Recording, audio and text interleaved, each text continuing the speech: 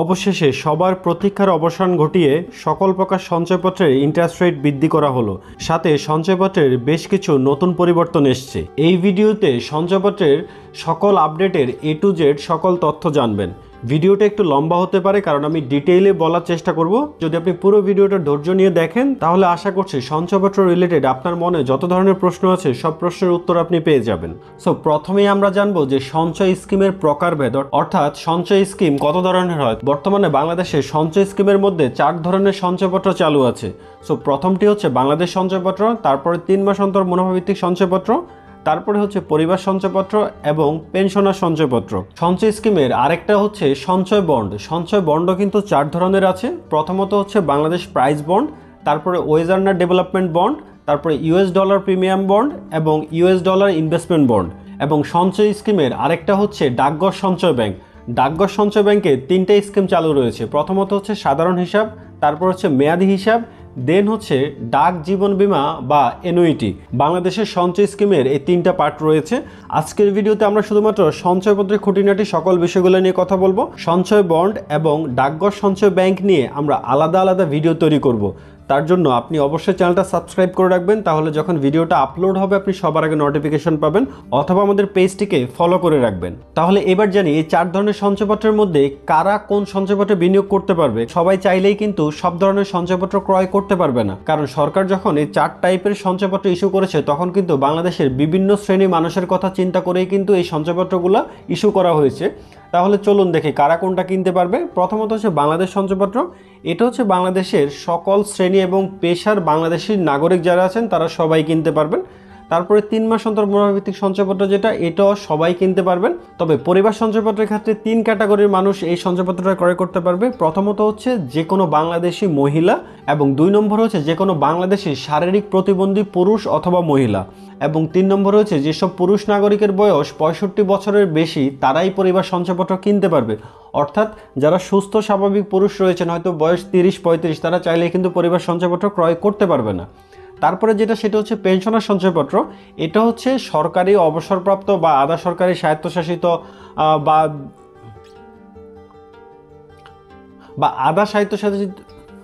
আধা স্বায়ত্তশাসিত প্রতিষ্ঠানে যেসব কর্মকর্তা কর্মচারী রয়েছেন, অথবা তারা যদি বেঁচে না থাকেন, তাদের ফ্যামিলি মেম্বাররা যদি এখন তাদের পেনশন পেয়ে থাকেন, সেই পেনশনের টাকা দিয়ে চাইলে কিন্তু পেনশনের সঞ্চয়পত্রে বিনিয়োগ করতে পারবেন।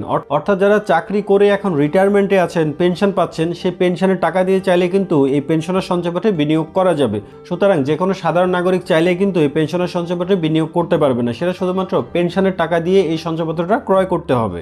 তবে অবশ্যই মনে রাখবেন, সকল সঞ্চয়পত্র ক্রয়ের ক্ষেত্রে মিনিমাম বয়স 18 বছর হতে হবে, এবং ডেফিনেটলি যে কিনতে চাচ্ছে তার ন্যাশনাল আইডি কার্ড থাকতে হবে। সো অনেকেই বলে যে ভাই আমার তো ন্যাশনাল আইডি কার্ড নেই, আমার পাসপোর্ট আছে বা আমার বার্থ সার্টিফিকেট আছে, কিন্তু আমার বয়স 18 বছরের বেশি, আপনি কিন্তু সঞ্চয়পত্রে বিনিয়োগ করতে পারবেন না। সঞ্চয়পত্রে বিনিয়োগ করতে হলে অবশ্যই আপনার ন্যাশনাল আইডি কার্ড থাকতে হবে, আদারওয়াইজ আপনি সঞ্চয়পত্র ক্রয় করতে পারবেন না। এবার জানবো আপনি কোন সঞ্চয়পত্র সর্বনিম্ন এবং সর্বোচ্চ কত টাকার কিনতে পারবেন, এছাড়া আরও বিস্তারিত যে তথ্যগুলো রয়েছে। উপরে দেখতে পাচ্ছেন 4টা সঞ্চয়পত্রের নামে কিন্তু দেওয়া রয়েছে। প্রথম হচ্ছে মেয়াদ। বাংলাদেশ সঞ্চয়পত্রের মেয়াদ হচ্ছে 5 বছর। 3 মাস অন্তর মুনাফাভিত্তিক সঞ্চয়পত্রের মেয়াদ হচ্ছে 3 বছর। পরিবার সঞ্চয়পত্রের মেয়াদ হচ্ছে 5 বছর এবং পেনশনের সঞ্চয়পত্রের মেয়াদ হচ্ছে 5 বছর। ক্রয়ের মিনিমাম লিমিট, আপনি যদি বাংলাদেশ সঞ্চয়পত্র ক্রয় করতে চান মিনিমাম আপনাকে 5,000 টাকার ক্রয় করতে হবে। যদি 3 মাস অন্তর মুনাফাভিত্তিক সঞ্চয়পত্রে বিনিয়োগ করতে চান সেক্ষেত্রে মিনিমাম 1 লক্ষ টাকা। পরিবার সঞ্চয়পত্রের ক্ষেত্রে মিনিমাম 10,000 টাকা এবং পেনশনের সঞ্চয়পত্রের ক্ষেত্রে মিনিমাম 1 লাখ টাকার আপনাকে বিনিয়োগ করতে হবে। সর্বোচ্চ লিমিট হচ্ছে বাংলাদেশ সঞ্চয়পত্রে আপনি একক নামে 30 লাখ টাকা পর্যন্ত বিনিয়োগ করতে পারবেন এবং যৌথ নামে 60 লাখ টাকা। সেম 3 মাস অন্তর মুনাফাভিত্তিক সঞ্চয়পত্রের ক্ষেত্রে একক নামে 30 লাখ এবং যৌথ নামে 60 লাখ। সো অনেকেই ভেবেছিল যে নতুন যে সঞ্চয়পত্রের ইন্টারেস্ট রেটের সাথে হয়তো লিমিটটাও বাড়ানো হবে, কিন্তু লিমিটে কোনো ধরনের চেঞ্জ করা হয়নি। অর্থাৎ ক্রয়ের সর্বোচ্চ যে লিমিটটা ছিল সেটা কিন্তু আগেরটাই রয়েছে। আপনি যদি পরিবার সঞ্চয়পত্র ক্রয় করতে চান সেক্ষেত্রে কিন্তু সর্বোচ্চ 45 লাখ টাকারই ক্রয় করা যাবে। যদি পেনশনের সঞ্চয়পত্র ক্রয় করতে চান তাহলে আপনি সর্বোচ্চ 50 লাখ টাকার সঞ্চয়পত্র ক্রয় করতে পারবেন। তবে মনে রাখবেন, পরিবার সঞ্চয়পত্র এবং পেনশনের সঞ্চয়পত্র কিন্তু যৌথ নামে বিনিয়োগ করা যায় না, এটা একক নামেই ক্রয় করতে হয়। তারপরে আপনি ইন্টারেস্ট কখন পাবেন? বাংলাদেশ সঞ্চয়পত্র অনেকটা হচ্ছে FDR এর মতো, অর্থাৎ আপনি এখন টাকা রাখবেন, 5 বছর পর আপনার যখন মেয়াদ শেষ হয়ে যাবে তখন আপনাকে ইন্টারেস্টটা দিয়ে দেওয়া হবে। তার মানে এটা ইন্টারেস্ট আপনি পাবেন মেয়াদ শেষে। 3 মাস অন্তর মুনাভিত্তিক সঞ্চয়পত্রের ইন্টারেস্ট আপনি প্রতি 3 মাস পর পর পেয়ে যাবেন এবং পরিবার সঞ্চয়পত্রের ইন্টারেস্ট আপনাকে প্রতি মাসে মাসে দিয়ে দেওয়া হবে। পেনশনের সঞ্চয়পত্র ঠিক সেম, প্রতি মাসে মাসে দিয়ে দেওয়া হবে। পেনশনের সঞ্চয়পত্রের ইন্টারেস্টটাই কিন্তু চেঞ্জ এসছে, সো এটা কিন্তু এখন থেকে প্রতি মাসে মাসে দিয়ে দেওয়া হবে। তাহলে চলুন এবার জানি কোন সঞ্চয়পত্রে কত % ইন্টারেস্টটা বাড়ানো হয়েছে। সো এখানে আপনারা সার্কুলারটা দেখতে পাচ্ছেন, যেটা 15 জানুয়ারি 2025 সালে ইস্যু করা হয়েছে এবং এখানে যে তথ্যগুলো দেওয়া হয়েছে আমি সেগুলো আপনাদেরকে ক্লিয়ার করে দিচ্ছি। প্রথমত হচ্ছে সঞ্চয়পত্রের যে স্ল্যাবটা রয়েছে, একটা হচ্ছে 7,50,000 টাকা পর্যন্ত বিনিয়োগের ক্ষেত্রে এক ধরনের ইন্টারেস্ট রেট পাবেন। যদি আপনি 7,50,000 টাকার বেশি বিনিয়োগ করেন সেক্ষেত্রে আরেক ধরনের ইন্টারেস্ট পাবেন। সো আগে কিন্তু স্ল্যাব ছিল 3টা, এখন স্ল্যাব হচ্ছে 2টা এবং আপনার ইন্টারেস্ট রেটও কিন্তু চেঞ্জ করা হয়েছে। আমি ডিটেইলে বলবো যে কোনটাতে কত % বাড়ানো হয়েছে। তারপরে সঞ্চয় বন্ড সম্পর্কে বলা হয়েছে, যেগুলো ইন্টারেস্ট রেটে কোনো চেঞ্জ আসেনি, কিন্তু এই সার্কুলারটা যেহেতু জানুয়ারি 15 তারিখে, তারপরে কিন্তু আরেকটা সার্কুলার দিয়েছে, অর্থাৎ এই যে আপনার ওয়েজার্নার ডেভেলপমেন্ট বন্ড বা প্রবাসীদের জন্য যে বন্ডগুলো রয়েছে এই বন্ডগুলোয় কিন্তু ইন্টারেস্ট রেটটা বাড়ানো হয়েছে। সো আমি যখন বন্ড নিয়ে আলাদা করে ভিডিও বানাবো সেই ভিডিওতে অবশ্যই আপনারা এই তথ্যগুলো পাবেন। তারপরে হচ্ছে এই আদেশটা 1 জানুয়ারি 2025 সাল হতে কার্যকর করা হবে, অর্থাৎ যারা 2025 সালের জানুয়ারির 1 তারিখের পর থেকে নতুন সঞ্চয়পত্র ক্রয় করেছেন তারাই শুধুমাত্র এই যে নতুন ইন্টারেস্ট রেটটা যেটা ডিক্লেয়ার করা হয়েছে সেই রেটটা পাবেন, অথবা যাদের মেয়াদ শেষ হয়ে গিয়েছে জানুয়ারি 1 তারিখের পর থেকে সেটা রিনিউ হয়েছে তাদের ক্ষেত্রেও কিন্তু নতুন ইন্টারেস্ট রেটটা প্রযোজ্য হবে। এখানে সবচেয়ে আরেকটা মজার বিষয় হচ্ছে এই আদেশ জারি হওয়ার 6 মাস পর জাতীয় সঞ্চয় স্কিমে বিনিয়োগের মুনাফার হার পুনরায় নির্ধারণ করা হবে। অর্থাৎ আপনাকে এখন যে ইন্টারেস্টটা দেওয়া হচ্ছে সঞ্চয়পত্রের 6 মাস পরে কিন্তু আবার ইন্টারেস্ট রেটটা কিন্তু চেঞ্জ হবে। তবে সেটা বলা হয়েছে আপনি যেই রেটে আপনি সঞ্চয়পত্র ক্রয় করবেন আপনার কিন্তু সেই রেটটাই থাকবে, অর্থাৎ আপনি এই মুহূর্তে সঞ্চয়পত্র ক্রয়ের ক্ষেত্রে যে ইন্টারেস্ট রেটটা পাবেন কিন্তু 6 মাস পরে ইন্টারেস্ট রেটটা কিন্তু বাড়তেও পারে কমতেও পারে, কিন্তু আপনি এখন যে রেটে আপনি সঞ্চয়পত্রটা ক্রয় করবেন আপনার কিন্তু মেয়াদ শেষ হওয়া পর্যন্ত আপনি সেই রেটে ইন্টারেস্টটা পেতে থাকবেন। তাহলে এবার চলুন ইন্টারেস্টের ডিটেলসটা একটু দেখি। সো উপরে হেডিংয়ে দেখতে পাচ্ছেন সঞ্চয় স্কিমের নাম, তারপর মেয়াদ। এখানে দেখতে পাচ্ছেন প্রথম যে স্ল্যাবটা আমি রেখেছি এটা হচ্ছে পূর্বের ইন্টারেস্ট রেটটা, যেটা হচ্ছে 15 লাখ পর্যন্ত একটা স্ল্যাব ছিল, 15 লাখ থেকে 30 লাখ পর্যন্ত আরেকটা স্ল্যাব এবং 30 লাখের বেশি হলে আর 3 নম্বর স্ল্যাব ছিল। আমি পাশাপাশি এটা রেখেছি জাস্ট কম্পেয়ার করার জন্য যে আগের চাইতে এখন আসলে কতটুকু ইন্টারেস্ট রেটটা বেড়েছে সেটা আপনাদেরকে বোঝানোর জন্য। এবং নতুন যে ইন্টারেস্ট রেটে যে স্ল্যাবটা হয়েছে এটা 2টা স্ল্যাব, 7,50,000 টাকা পর্যন্ত একটা স্ল্যাব, যদি 7,50,000 টাকার বেশি বিনিয়োগ করেন সেক্ষেত্রে আরেকটা স্ল্যাব, মানে 2টা স্ল্যাব। সো প্রথমে হচ্ছে বাংলাদেশ সঞ্চয়পত্র যেটার মেয়াদ 5 বছর। সো আগে ইন্টারেস্টটা যেটা ছিল সর্বোচ্চ 11.28%, বাট এখন কিন্তু সেটা সর্বোচ্চ হচ্ছে 12.40% যদি 7,50,000 টাকার মধ্যে বিনিয়োগ করেন। আর যদি 7,50,000 টাকার বেশি করেন সেক্ষেত্রে আপনি 12.37% আপনি ইন্টারেস্ট পাবেন। তার মানে বাংলাদেশ সঞ্চয়পত্রে কিন্তু মোটামুটি ভালো ইন্টারেস্ট রেটটা বাড়ানো হয়েছে। এবার 3 মাস অন্তর মুনাভিত্তিক সঞ্চয়পত্রের আগে যেটা সর্বোচ্চ ছিল 11.04%, এখন 7,50,000 টাকা পর্যন্ত করা হয়েছে 12.30% এবং 7,50,000 টাকার বেশি যদি বিনিয়োগ করেন সেক্ষেত্রে আপনি ইন্টারেস্ট রেট পাবেন 12.25% হারে। তারপর আপনি যদি পরিবার সঞ্চয়পত্রে বিনিয়োগ করেন আগে যেখানে আপনি ইন্টারেস্ট রেট পেতেন সর্বোচ্চ 11.52% হারে, এখন 7,50,000 টাকা পর্যন্ত বিনিয়োগের ক্ষেত্রে ইন্টারেস্ট রেট পাবেন 12.50% হারে। আর যদি 7,50,000 টাকার বেশি বিনিয়োগ করেন তাহলে ইন্টারেস্ট রেট পাবেন 12.37% হারে। পেনশনের সঞ্চয়পত্রের ক্ষেত্রে আগে সর্বোচ্চ ইন্টারেস্ট ছিল 11.76%, এখন 7,50,000 টাকার বিনিয়োগের মধ্যে থাকলে আপনি সর্বোচ্চ ইন্টারেস্ট রেটটা পাবেন 12.55% হারে। যদি 7,50,000 টাকার বেশি আপনার বিনিয়োগ হয় সেক্ষেত্রে ইন্টারেস্ট রেট পাবেন 12.37% হারে। সো আপনারা কিন্তু এখানে কম্পেয়ারটা বুঝতে পারছেন যে পূর্বের ইন্টারেস্ট রেটটা কত ছিল, স্ল্যাবগুলো কিন্তু বেশি ছিল। সো এখন কিন্তু ইন্টারেস্ট রেটটির চেঞ্জটা কিন্তু আপনারা বুঝতে পারছেন যে 2টা স্ল্যাবে কিন্তু কোনটাতে পড়লে আপনার কত হবে। এখানে যে স্ল্যাবটা দেওয়া হয়েছে এটা কিন্তু আপনার টোটাল বিনিয়োগের উপরে। সো এই বিনিয়োগটা কীভাবে আপনারা ক্যালকুলেট করবেন এবার চলুন সেই বিষয়ে আপনাদেরকে কিছু তথ্য আগে দিয়ে রাখি। ডান পাশে উপরে কিন্তু আমি 2টা অ্যামাউন্ট লিখে রেখেছি, 7,50,000 পর্যন্ত এবং 7,50,000 বেশি হলে কি হবে। ধরুন আপনার আগে কোনো সঞ্চয়পত্র কেনা নেই, এখন আপনি 10 লাখ টাকার সঞ্চয়পত্র ক্রয় করবেন, তাহলে আপনি 7,50,000 টাকা পর্যন্ত আপনি এক স্ল্যাবে ইন্টারেস্ট পাবেন, আর বাকি যে 2.5 লাখ টাকা সেটার উপরে কিন্তু আপনি ডিফারেন্স স্ল্যাবে ইন্টারেস্ট পাবেন। এবার ধরুন আপনার আগে 5 লাখ টাকা সঞ্চয়পত্র কেনা আছে, এখন আরও 2 লাখ কিনতে চাচ্ছেন, তাহলে যেহেতু 7.5 লাখ টাকা পর্যন্ত স্ল্যাব, আপনি এখনও 7.5 লাখের স্ল্যাবেই আছেন। তার মানে আগে 5 লাখ আপনি যে ইন্টারেস্ট রেটে ক্রয় করেছেন সেই ইন্টারেস্ট অনুযায়ী কিন্তু পেতে থাকবেন মেয়াদ শেষ হওয়া পর্যন্ত। নতুন যে 2 লাখ টাকা কিনবেন সেটা কিন্তু 7.5 লাখের স্ল্যাবে যে রেটটা ডিক্লেয়ার করা হয়েছে সেই রেটেই আপনি কিন্তু পাবেন। তারপরে ধরুন আপনার আগে 10 লাখ টাকার সঞ্চয়পত্র কেনা আছে, এখন আপনি আরও 2 লাখ টাকার সঞ্চয়পত্র কিনতে যাচ্ছেন, তাহলে আপনি কিন্তু দেখেন 7,50,000 টাকার যে স্ল্যাব, যেহেতু আপনি তার আগে 10 লাখ কিনেছেন, আপনি কিন্তু স্ল্যাব অলরেডি ক্রস করে গিয়েছে। তার মানে আপনি এখন নতুন যে 2 লাখ টাকার সঞ্চয়পত্র ক্রয় করবেন সেটা কিন্তু 7,50,000 স্ল্যাবে পড়ে যাচ্ছে। আরেকটা গুরুত্বপূর্ণ তথ্য দিয়ে রাখছি উৎস কর সম্পর্কে। বাংলাদেশ সঞ্চয়পত্র, 3 মাস অন্তর মুনাফাভিত্তিক সঞ্চয়পত্র এবং পরিবার সঞ্চয়পত্রে 5 লাখ পর্যন্ত, মানে আপনি সর্বমোট সব সঞ্চয়পত্র মিলিয়ে যদি আপনার 5 লাখ হয়ে যায়, তাহলে আপনি যে ইন্টারেস্টটা পাবেন সেটার উপর 5% সোর্স ট্যাক্স কাটা হবে। কিন্তু আপনার মোট বিনিয়োগ যদি 5 লাখের বেশি হয়ে যায়, সেক্ষেত্রে আপনি যে ইন্টারেস্টটা পাবেন সেটার উপরে কিন্তু আপনার 10% সোর্স ট্যাক্স কাটা হবে। আমি যখন ইন্টারেস্টের ক্যালকুলেশনটা দেখাবো তখন এই জিনিসটা আপনারা আরও ভালোভাবে বুঝতে পারবেন। তবে মনে রাখবেন, যারা পেনশন ও সঞ্চয়পত্র ক্রয় করবেন তাদের কিন্তু 5 লাখ টাকা পর্যন্ত বিনিয়োগের ক্ষেত্রে কোনো ধরনের সোর্স ট্যাক্স কাটা হয় না। কিন্তু যদি আপনার 5 লাখ টাকার উপরে বিনিয়োগ হয়, তাহলে কিন্তু আপনি যে ইন্টারেস্টটা পাবেন সেটার উপর ডিরেক্ট 10% সোর্স ট্যাক্স কাটা হবে। তো আশা করি আপনারা বুঝতে পেরেছেন। যদি কিছু বুঝতে না পারেন তাহলে অবশ্যই আমাকে কমেন্টসে জানাবেন। আমি চেষ্টা করব আপনাদেরকে ক্লিয়ারলিভাবে সেই কমেন্টের রিপ্লাই দিয়ে বোঝানোর জন্য। আর ভিডিওটা আপনাদের ফেসবুকের টাইমলাইনে শেয়ার করে রাখবেন। আপনি হয়তো এখন সঞ্চয়পত্র কিনবেন না, হয়তো ভবিষ্যতে কিনবেন, তখন কিন্তু আপনার এই তথ্যগুলো প্রয়োজন হবে, তাই ভিডিওটা আগেই শেয়ার করে রাখুন। তো এবার চলুন আপনাদের ইন্টারেস্টের ক্যালকুলেশনটা দেখাই, যে আপনি কোন সঞ্চয়পত্রে বিনিয়োগ করলে প্রতি লাখে আপনার কত ইন্টারেস্ট পাবেন সেটা আমি একটু আপনাদেরকে ক্যালকুলেশনটা করে দেখাচ্ছি। সো প্রথমে যদি আপনি 7,50,000 টাকার কম বিনিয়োগ করেন, প্রতি লাখে আপনি কত মুনাফা পাবেন। উপরে সঞ্চয়পত্রের নাম, আপনার বিনিয়োগের অ্যামাউন্ট, মেয়াদ কতদিন, ইন্টারেস্ট রেট কত পাবেন এবং ইন্টারেস্ট অ্যামাউন্ট কত পাবেন, আপনার ট্যাক্স কত কাটবে এবং ট্যাক্স কাটার পরে আপনি ইন্টারেস্ট কত পাবেন। শুরুতে হচ্ছে বাংলাদেশ সঞ্চয়পত্রে আপনি যদি 1 লাখ টাকা বিনিয়োগ করেন, এটার মেয়াদ হবে 5 বছর। আপনি ইন্টারেস্টটা পাবেন হচ্ছে মেয়াদ শেষে। সো 5 বছর পরে 1 লাখ টাকার বিপরীতে আপনি ইন্টারেস্ট পাবেন 62,000 টাকা। আপনার সোর্স ট্যাক্স কাটবে 5%। ট্যাক্স কাটার পরে আপনি যেটা নিট ইন্টারেস্ট হাতে পাবেন সেটা হচ্ছে 58,900 টাকা। তারপরে আপনি যদি 3 মাস অন্তর মুনাফাভিত্তিক সঞ্চয়পত্রে 1 লাখ টাকা বিনিয়োগ করেন, আমি এখানে কিন্তু ক্যালকুলেশনটা দেখাচ্ছি, যদি আপনার টোটাল বিনিয়োগ 7,50,000 টাকার কম হয় সেক্ষেত্রে কত ইন্টারেস্ট পাবেন, এটা কিন্তু অবশ্যই খেয়াল রাখবেন। সো 3 মাস অন্তর মুনাফাভিত্তিক সঞ্চয়পত্রে যদি আপনি 1 লাখ টাকা বিনিয়োগ করেন, এটার মেয়াদ হচ্ছে 3 বছর এবং ইন্টারেস্টটা আপনি প্রতি 3 মাস পর পর পাবেন। তার মানে এই 1 লাখ টাকার বিপরীতে প্রতি 3 মাস পর পর আপনি ইন্টারেস্ট পাবেন 3,075 টাকা। 5% সোর্স ট্যাক্স কাটার পরে আপনার অ্যাকাউন্টে নিট যেটা জমা হবে তার অ্যামাউন্ট হচ্ছে 2,921 টাকা। যদি আপনি পরিবার সঞ্চয়পত্রে বিনিয়োগ করেন, এটার মেয়াদ হচ্ছে 5 বছর এবং প্রতি মাসে মাসে আপনাকে ইন্টারেস্টটা দিয়ে দেবে। সুতরাং এই 1 লাখ টাকার বিপরীতে প্রতি মাসে আপনি ইন্টারেস্ট পাবেন 1,042 টাকা। 5% সোর্স ট্যাক্স কাটার পরে আপনার নিট যেটা অ্যাকাউন্টে জমা হবে সেটা হচ্ছে 990 টাকা। তারপর আপনি যদি পেনশনের সঞ্চয়পত্রে বিনিয়োগ করেন 1 লাখ টাকা, এটার মেয়াদও 5 বছর, তাহলে প্রতি মাসে আপনি ইন্টারেস্টটা পাবেন, এটা হচ্ছে 1,046 টাকা।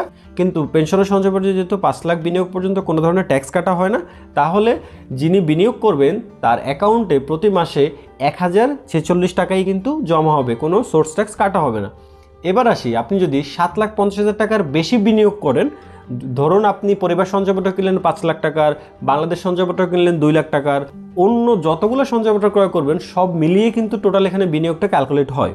তো সব মিলিয়ে যদি কোনো কারণে আপনার 7,50,000 বেশি হয়ে যায়, সেক্ষেত্রে বাংলাদেশ সঞ্চয়পত্রে যদি আপনি বিনিয়োগ করেন 1 লাখ টাকা, ধরুন আপনার আরও অন্য সঞ্চয়পত্র কেনা আছে আপনার ধরেন 8 লাখ টাকা, তাহলে আপনি এখন নতুন করে শুধুমাত্র বাংলাদেশ সঞ্চয়পত্রটা কিনতে চাচ্ছেন 1 লাখ টাকা, তাহলে এটার জন্য আপনার 5 বছর পরে আপনার ইন্টারেস্ট জমা হবে 61,850 টাকা।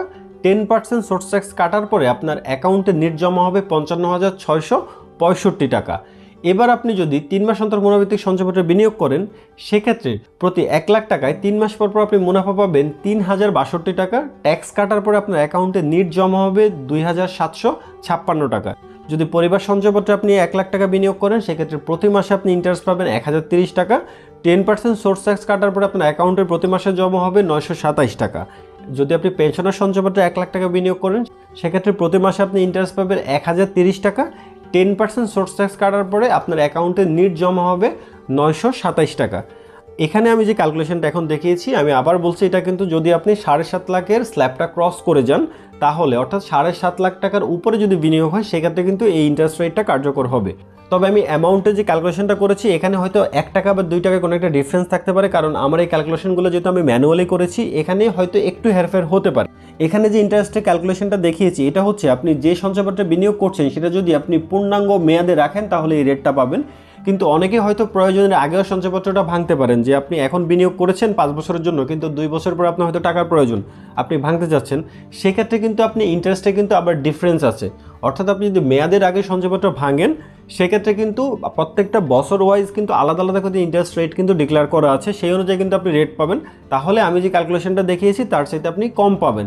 তবে মনে রাখবেন, যদি সঞ্চয়পত্র বিনিয়োগের 1 বছর আগে আপনি কোনো কারণে সঞ্চয়পত্র ভাঙেন, মানে আপনি সঞ্চয়পত্রে টাকা রেখেছেন, এখন 1 বছর হয়নি, তার আগে টাকাটা তুলতে চাচ্ছেন, তাহলে কিন্তু আপনি কোনো ধরনের ইন্টারেস্ট পাবেন না।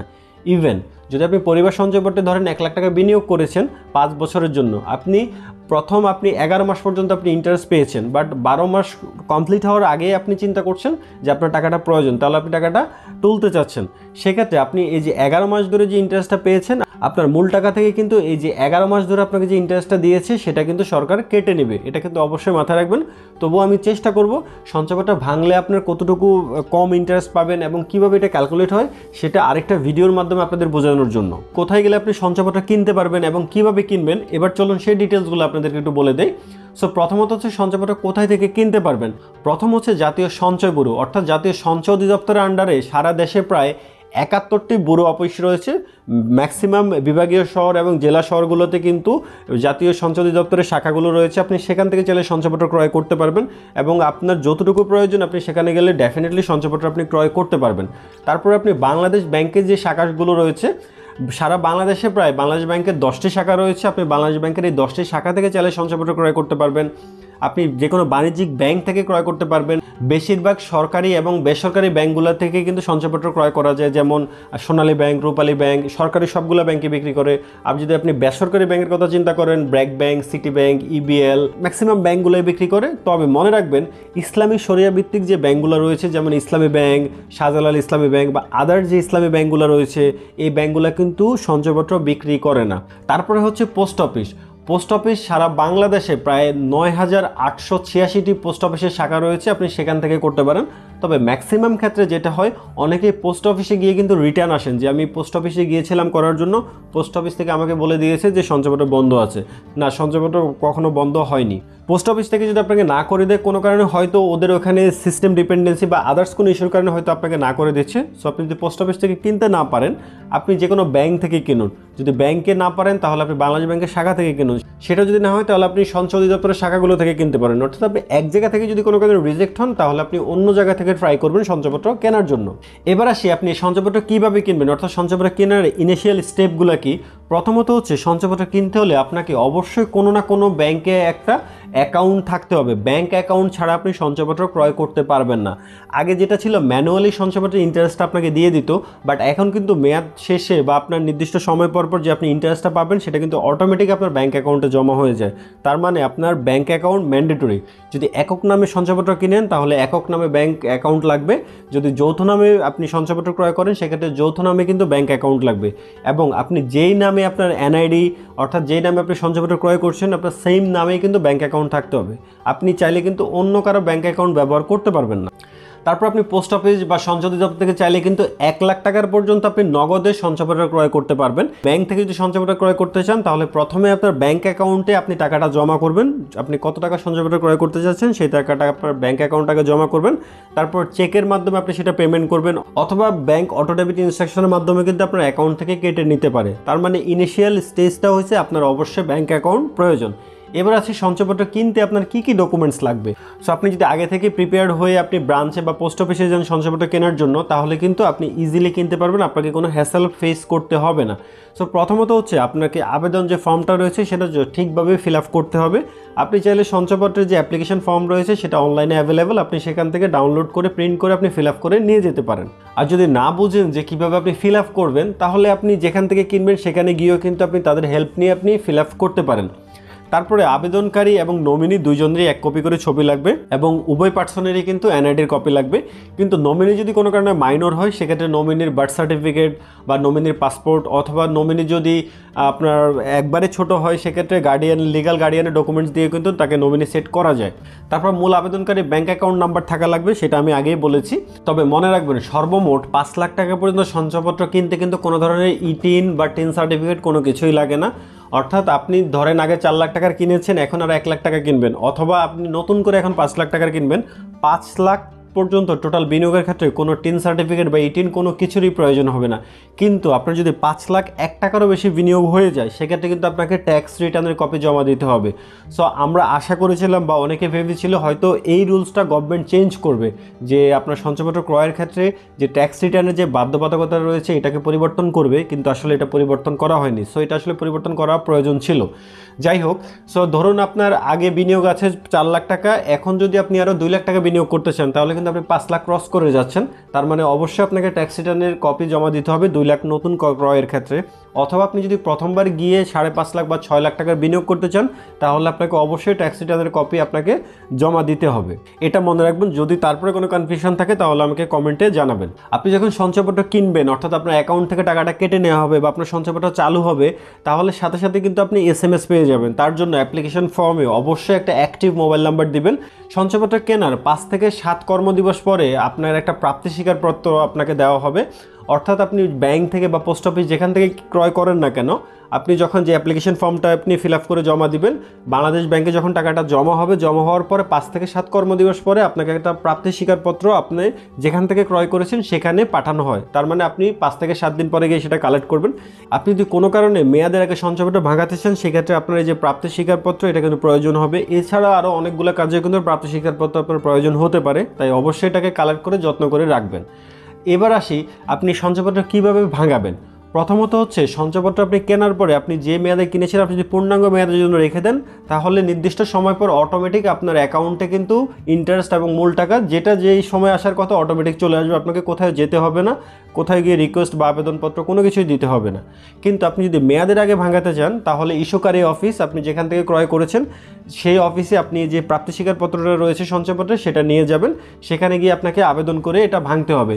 তারপরে যদি আপনি চাচ্ছেন যে সঞ্চয়পত্র অটো রিনিউয়াল করতে বা আপনি অটো রিনিউটা বন্ধ করতে যাচ্ছেন সেক্ষেত্রে আপনাকে কিন্তু প্রাপ্তি স্বীকারপত্রটা সহ ইস্যুকারী অফিসে গিয়ে আবেদন করতে হবে। তবে মনে রাখবেন সঞ্চয়পত্রের মেয়াদ শেষ হওয়ার মিনিমাম 1 মাস আগে গিয়ে আপনাকে কিন্তু অটো রিনিউর জন্য আবেদন করতে হবে, তাহলে এটা অটোমেটিক রিনিউ হয়ে যাবে। যদি আপনি অটোমেটিক রিনিউ না করেন মেয়াদ শেষ হওয়ার পরে অটোমেটিক আপনার ব্যাংক অ্যাকাউন্টে আপনার মূল টাকা জমা হয়ে যাবে। এবার সঞ্চয়পত্র রিলেটেড আরও কিছু গুরুত্বপূর্ণ তথ্য আপনাদেরকে দিয়ে রাখি যেগুলো আপনাদের ডেফিনেটলি কাজে আসবে।